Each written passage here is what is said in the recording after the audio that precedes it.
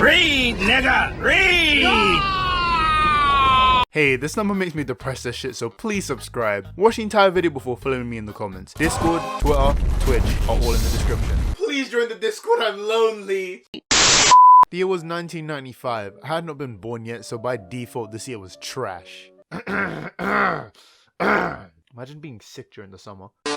Or at least in the West. In the East, however, the best Jojo part in my opinion had just ended and the young Japanese audience was excited for the next part Araki was going to release. That part was Jojo's Part 5, Vento Orea.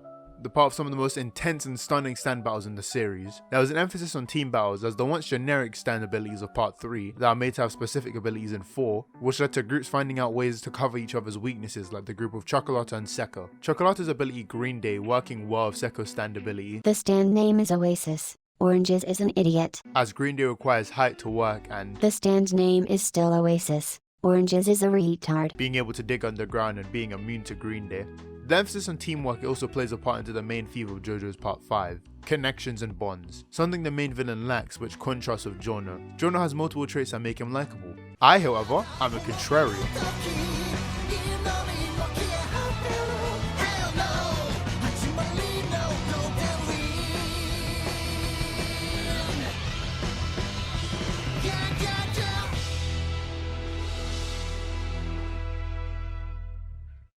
Giorno Giovanna is boring. Thanks for watching the video, lads. Okay, I'll try to explain myself. 2 things I want to say before the video starts. No, this was not made to piss people off. That's a bonus. And 2, why the fuck aren't you subscribed yet? When I think about Giorno, all I see is a wasted Jojo. He's one of the most interesting backstories since he's both the son of Dio and Jonathan. And yet Araki did almost nothing with it. Yes, I know he showed both great kindness and great cruelty, but I could easily say the same thing about Jotaro, who I compare to Giorno to a lot, as on paper, the outward personality is the same. Both are stoic badasses who are put on a pedestal in their group. Both have a dumb broken stand that end up winning most of their fights for their group. However, Jotaro actually had a personality beneath this. He cares about his friends. He genuinely got mad when Dio killed his friends. This whole stoic badass persona is just that. This is so well with his interactions with his mother. He obviously cares about her. Look at the huge journey he went on just for her. Look how worried he gets when his mother gets sick. Hell, in the manga, Star Platinum is shown having a blast, which I personally interpreted as Jotaro's real emotions. Ignoring the whole son of Dio and Jonathan thing, Giorno is a character who felt like Araki was writing him as a remix of Jotaro, but ended up being the shitty DJ remix who repeatedly interrupts the song for literally no reason. Audio jungle. Audio jungle. Audio jungle. Audio jungle. Audio jungle. Audio jungle. Also, I really want to talk about the fact that he is both the son of Dio and Jonathan, and I personally believe Araki didn't do enough of this idea.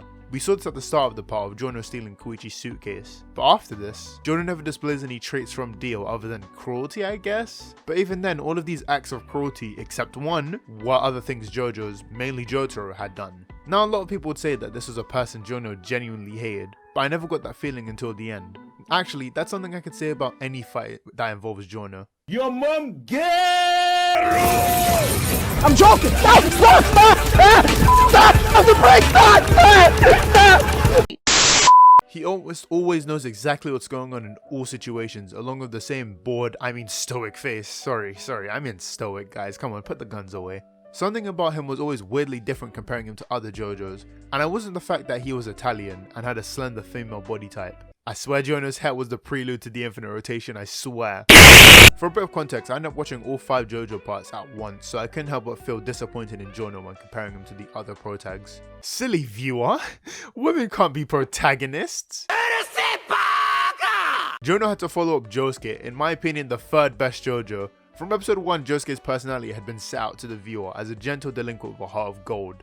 This is further reflected in his stand, which requires a bit of selflessness to use. He can heal others but not himself. If I had to sum up Josuke's stand, it would be, well, selfless creation, while the main antagonist Kira's stand, Kill a Queen, which is senseless destruction. I don't want to spend too much time talking about Josuke as this is a Giorno video, and I have a video lined up for Josuke and the other Jojos. But the same description can be used for any of the Jojos.